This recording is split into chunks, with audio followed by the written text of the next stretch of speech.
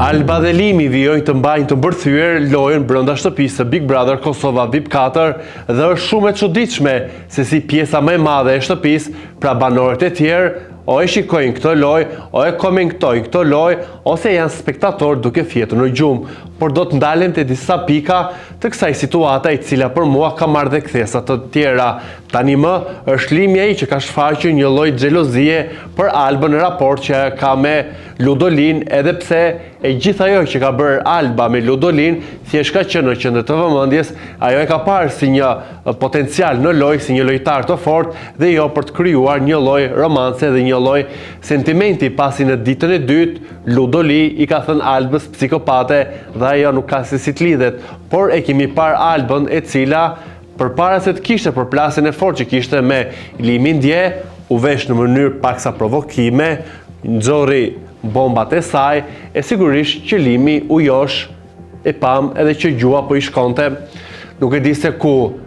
Shumë e komentojnë këtë si një lloj skenari të dyve, apo përfshirë dhe Dolçen e tretë, e cila deri më tani po shfaqet si një kukull vitrine që po përdoret për kënaqësitë dhe epshet e Limit. Dhe ajo vetë, përporse të shfaqë atë anën arrogante që është shtuar ditëve të fundit, që përplas derën Albës edhe e prek atë,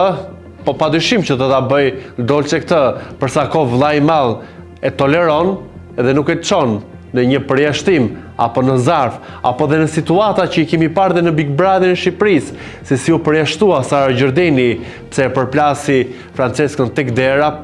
e ndërkohë në Big Brother në Kosovës edhe të rrihen nuk merren masa. Sa kaq dua të përmend dy elemente të rëndësishëm që janë bërë viral, dy video. E para që ka të bëjë me Limi dhe Hygertën, ku ai bën një veprim. Pra, është paguar Limi që të bëj këtë kasapa në shtëpinë e Big Brotherit, apo ka propozuar Hygertën që të bëhet pjesë me të, dhe kam parë Hygertën sot në 2-3 raste duke thënë që Alba është bërë horr për këtë lojë dhe meriton të fitojë. Një deklaratë që ka shumë pikë pyetje dhe pse duhet të thuhet tani, përsa kohë ajo nuk e pëlqen Albën, përsa kohë kur i propozoi dhe i ofroi një ofertë Limi që a e do Albën dhe labin jashtë, Hygerta tha po, e tani e shpall si fituese. Sigurisht kjo pjesa kuptohet si për çfarë është. Nga ana tjetër, videoja që ka marrë sigurisht një lloj vëmendje dhe po shikohet si një lloj strategji e të dyve, por padyshim në këtë strategji duhet komentuar dhe loja që unë jam me Albën dhe nuk jam me të gjitha ato bullizimet, sharjet, kërcënimet, intimidimet që po i bën Limi, por edhe banorët e tjerë që spektatorë, siç është preja në fillim, që janë aty duke ndjekur këtë telodram dhe nuk ndërhyn. Edhe ku tentoi dje Ludoli për të ndërhyr, Labinot Rexha duke bërë kameramanin, po e egzaltonte dhe po i shijonte të gjithë skemën, sa harrojnë që sërish edhe këtë prime do ta kapi Alba dhe Limi, dhe thjesht ata janë për numër aty, për plotësim edhe për banorë që po jetojnë dhe nuk po e luajnë Big Brotherin. Duke shkuar tek videoja që është bërë virale, shihet në një moment përpara se të kishte këtë shpërthimin e madh në lavanderi ku ishin të gjithë banorët, që Limi e shikon nga gjoksi Albën, i thot mbuloho, pasi padyshim që u eksitua dhe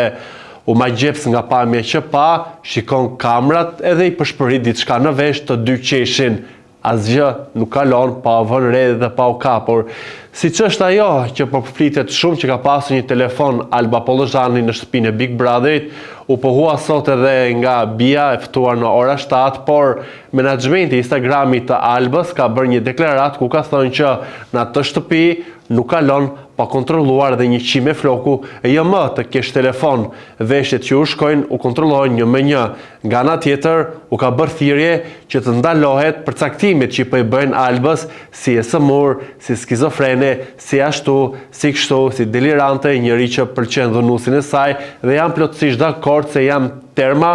që duhet t'i përdorin me shumë kujdes psikologët, psikiatrit dhe profesorët e shëndetit mendor, dhe jo ata që dalin nga fast foodi edhe dalin në ekran dhe japin mendimet e tyre. Nga ana tjetër, më e madhja që po përflitet, unë e kam parë të gjithë situatën e djeshme ku kishte një lloj tentative për të bërë midis Albës dhe Limit, pas ishin aq shumë afër, ndërkohë Dolce po i shikonte si spektatore. Atje kishte një lloj afërsie përputhje, e me sa duket sipas asaj që po komentohet, puthja midis tyre ka ndodhur sot në dhomën e rrëfimit. A është e vërtet apo jo? Rrjeti është ndezur, po komentohet, e sigurisht ku kemi të bëjmë me këto dy personazhe, padyshim që edhe pikpyetjet nëse e kanë skenar nga jashtë vijojnë ende dhe nuk janë shuar me të gjithë këto pikat që unë sjell. Mund të shkojmë tek një skenar nga jashtë, por për sa kohë një femër aty përlëndohet, po preket dhe janë të rrallë banorët që i ka dhënë mbështetje Albës. Kjo tregon edhe se ku jemi si shoqëri, edhe pse jemi pjesë e një loje ku të gjithë duan të marrin vëmendjen e tyre, duan të duken më të mirë, por fatkeqësisht apo dhe fatmirësisht është Alba ajo që po bën këtë Big Brother me të gjitha situatat e saj. Pres gjithçka që do të ndodhë sonte në Prime, pres një sqarim, pres që vëllai i madh të marrë vendime, pres dënime dhe pres që të thuhen të gjitha dhe të vijen pikat mbi i. Po përsa kohë jemi në këtë telodram, do të vijoj dhe pikat mbi i nuk kanë si të vendoset, pasi bie që të marrë fund kjo situatë, e kjo situatë po e mban gjallë këtë Big Brother. Limi ka thënë që do të thotë gjëra që do të trondis shqiptarët kudo që janë. Mbetet për të parë se çfarë ka rezervuar Limi për të treguar në Prime.